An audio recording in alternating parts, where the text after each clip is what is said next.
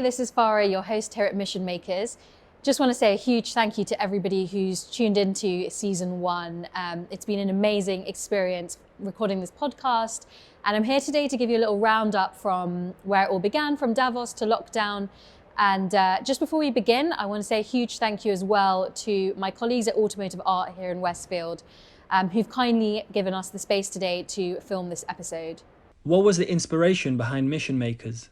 So the inspiration behind Mission Makers really began in Davos when I was lucky enough not only to be DJing at the World Economic Forum, but I was also managing a really senior event for a client. And as I was there in the Alps, kind of, in this amazing backdrop, I was really thinking about the industries that I'm in music and motorsport, and the kind of misconceptions that a lot of people have towards those industries. What you see on the screen, it really isn't what it's like in real life. And as I was there surrounded by, the world's most powerful leaders, I thought it'd be really interesting to start a show which talked a lot about the mindset and misconceptions of success.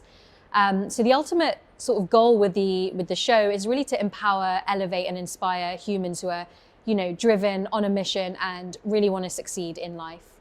What has been the journey of the podcast thus far?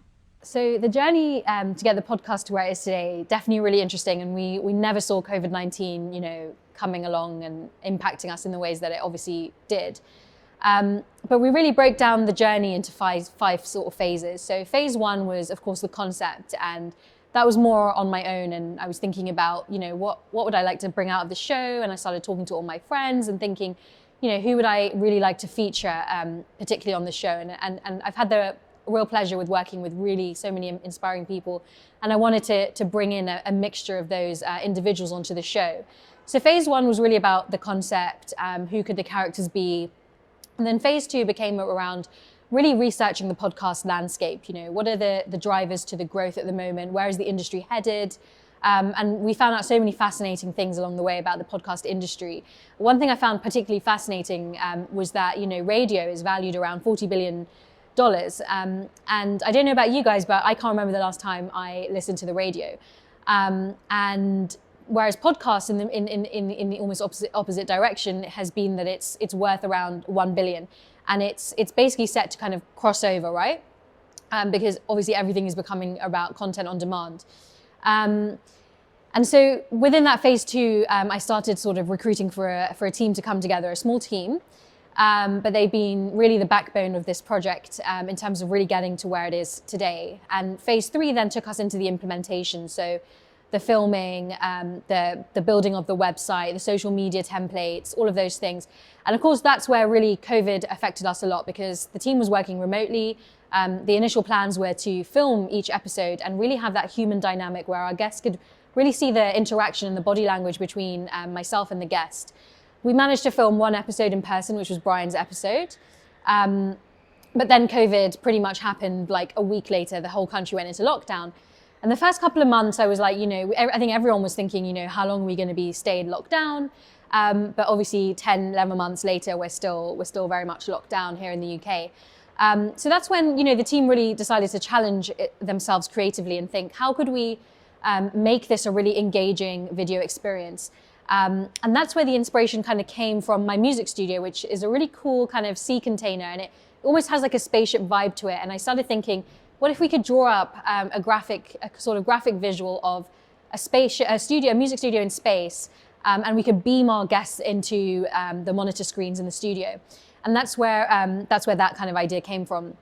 And then that took us, naturally onto phase 4, which was in October, and we had the launch of the show. And that was a 6-week launch period.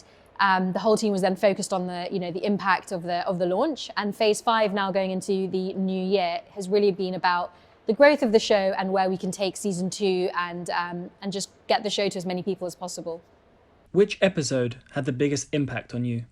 So of course, all of the conversations have had a really profound impact on myself, and hopefully to you guys, the listeners. But if there was one that I'd have to say had the biggest impact on me, I'd say was Enzo Mucci's episode 3, about decoding human performance. The reason I picked that one is I find Enzo's story really, really fascinating. He grew up in a council flat, and he had this dream of being a race car driver, as many boys and girls, do. And he worked tirelessly. I mean, I think at one point he was even delivering pizzas to sort of save up enough money to go racing. And if you don't know about sort of the cost to go racing, it's absolutely, you know, astronomical. We're talking upwards of 100K, the age of 5 or 6, to go go-karting and enter in seasons, all the way quite quickly into £500,000, £1 million, as you start going into the single-seater formats. What I found really, really impactful and empowering about that conversation was the fact that, you know, yes, he had this dream and he wanted to become this race car driver, and he worked really, really hard to get to that point. But when he got there, what he actually saw and what he felt that completely changed his goals was that, you know, I've gone out and I've won a championship, but this isn't fulfilling to me anymore. And actually what's more fulfilling is to help other people get to that journey and to actually succeed in motorsport.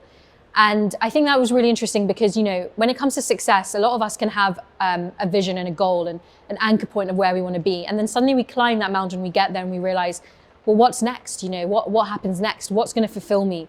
And I think that's where I found it really interesting, in how he's kind of rooted his whole life's mission now towards helping other people.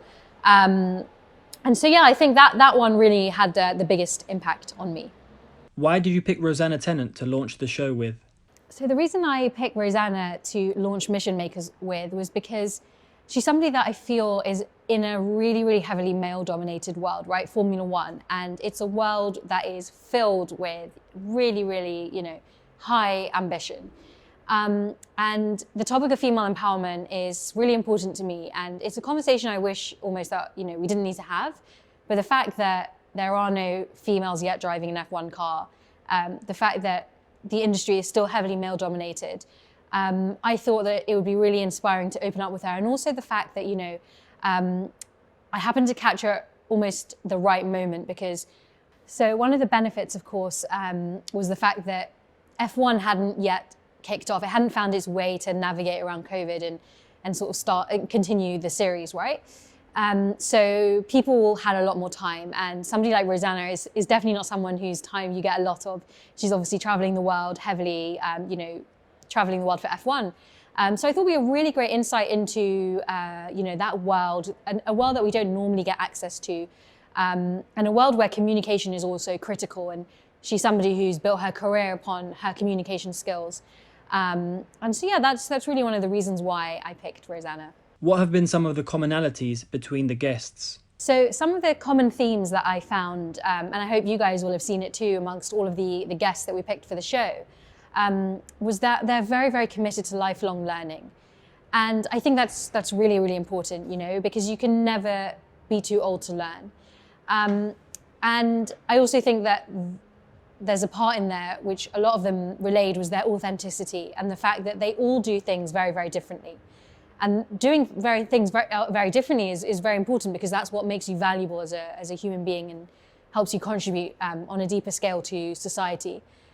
But all of them have almost reached a level of spirituality that's become intrinsic to their mission. And it's that spirituality and that mindset that they've developed that has kept them anchored, you know, during times of difficulty, during times of success, during times of ambiguity as well, particularly. In talking about ambiguity, something Brian said, and was very much echoed by Dirk, was that, you know, change always brings opportunities. And that's obviously very, very relevant for this particular moment when we're facing this global pandemic. None of us could have foreseen the changes that it brought. But as Dirk said, it almost challenges us and forces us to find and search for a new center of gravity, because suddenly our mission is thrown completely into question. Like, it's not in our control. Something that we spent so long training in, wanting to be a part of, is no longer accessible to us because of the external world and the external circumstances. And we don't want to lose sight of that mission. So how do we still stay centered and anchored towards that? And again, sometimes, you know, it's difficult, because particularly when I was speaking to a lot of my musical colleagues, a lot of us felt very, very sad and disappointed in our British government, because one of the things that he said was, you know, well, people in the music industry and creative industries, they're just going to have to retrain for different jobs. And it was almost like he just devalued and diminished the role and the purpose and the future, particularly, of the creative industries, which was one of the first industries to get hit by this pandemic, and it most certainly will be one of the last, you know, to come back. There's very little government support. Venues are being closed down. And that's really sad because many people in these industries have spent their whole lives training for this. They've gone to university, they've studied film scoring, they've studied art, whatever it is. And you can't just suddenly go and retrain for something that's going to take you time. And secondly, you're competing in a job market that's absolutely inundated now with, people trying to apply for jobs. So I thought, that was a very important point that both Brian and Dirk made.